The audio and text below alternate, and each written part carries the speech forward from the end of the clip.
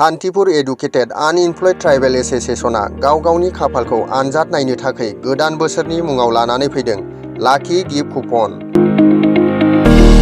बे लटारि कुपननि बेसेनखौ गांसेयाव 500 रांल' खालामनाय जादों आरो बुक लायोब्ला खम बेसेनावनो खमायना होनाय जागोन होननानै बुंथियो बोसोनगिरि रनेन बसुमतारी बिथाङा। लाकी गिफ्ट कुपननि प्राइसफोरा फारियै सेथियाव बलेर' B6, नैथियाव पालसार 150, थामथियाव भेस्पा स्कुटि, ब्रैथियाव सुपार स्प्लेन्डार आरो बाथियाव ई-रिक्शा। बेबायदि गुबुन गुबुन बेसेन गोसा गारि मटरफोरखौ नोंथांनि खाफालाव लिरनाय दङब्ला मोननो हागोन। बे समाव जोङो शान्तिपुर एडुकेटेड इउथ ट्राइबेल एसोसिएशननि जानानै गासै खौरांगिरि आरो खौरां नायग्रा बिथांमोननिसिम आङो फुंबिलिनि बयनिसिमबो गाहाम हामलायनाय जासिदों। दिनैहाय जोङो माखासे बे ओनसोलनि जोंनि शान्तिपुर ओनसोलनि लेखा रोंनानै थानाय खामानि मोनै बा ट्राइबेल इउथ एसोसिएशना मोनसे हाबाफारि लानानै बेयाव जुथुमनाय जादों। बेयाव आङो बयखौबो बरायग्रोनानै लाबाय। निस्सय जोङो मोनसे हाबाफारिनि गेजेरजों बा नोंथांमोननि मिडियानि गेजेरजों बेखौनो फोसावनो सानदों जे जोंहा बे ओनसोलाव थानाय माखासे लेखा रोंनानै बेखार जानानै थानाय सेंग्राफोर बिथांमोननि हेफाजाबनि गेजेरजों बा सावरायलायनायनि गेजेरजों जोङो मोनसे लटारि बे लटारिखौ होनो थाखाय थागथियारि खालामनाय जाबाय। बिनिनो दिनैहाय जोङो मोनसे मावखुलि बेयाव गायसननाय जाबाय शान्तिपुर नैबे बाजारनि लांगोनायावनो बा लामा सेरावनो।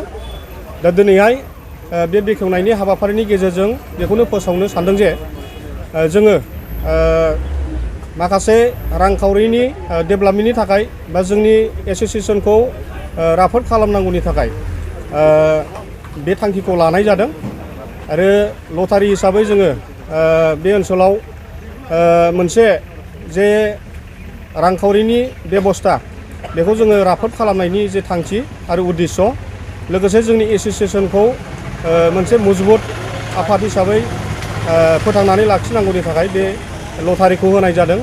ओंखायनो आं आसा खालामदों जोंनि जे लटारि होनायनि जे हाबाफारि बियो निस्सय साक्सेस जागोन। जोङो लटारि हिसाबै बेयाव गासै 9,999 बे फिसखौल' खालामनानै होनाय जादों।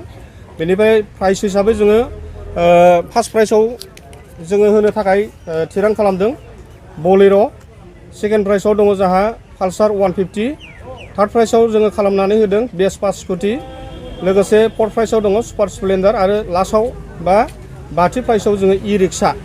बे गासै मोनबा प्राइजखौ होनायनि जोङो थि खालामनाय जाबाय।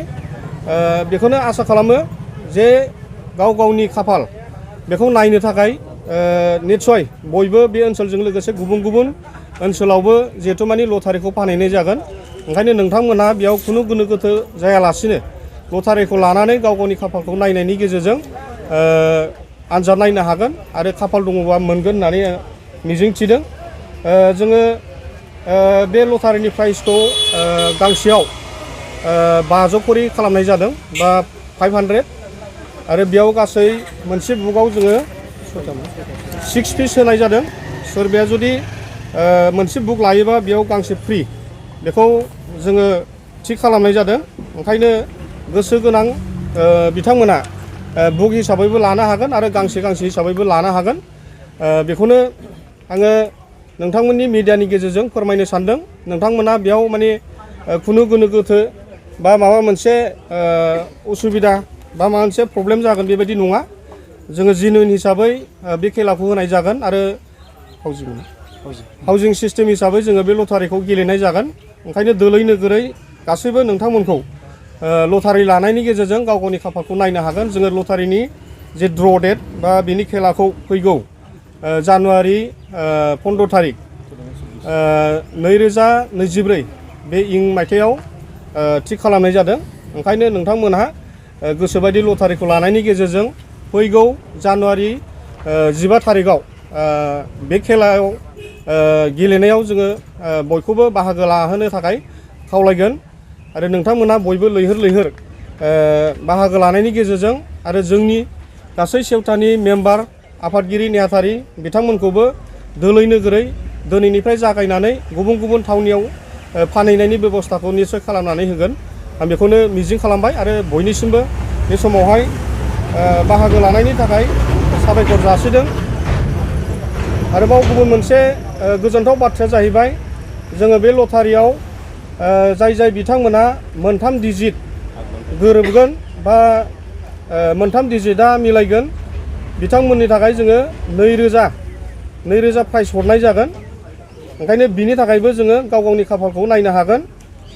बेखिनि समावहाय आङो फिन खेबसेबाव बयनिसिमबो लोगोसे बेयाव बाहागो लानाय जोंनि मिडियानि गासै दैदेनगिरि बिथांमोनखौ आङो साबायखर जासिबाय आरो जोंनि सेवथानि साफ्रोम आफादगिरि नेहाथारि लोगोसे मेम्बार बिथांमोननिसिम फिन खेबसेबाव आङो बयनिसिमबो साबायखर जासिनानै बेखिनि बुंथिनायनि गेजेरजों आङो बेखौनो फोसावनाय जाबाय। गोजोन्थों।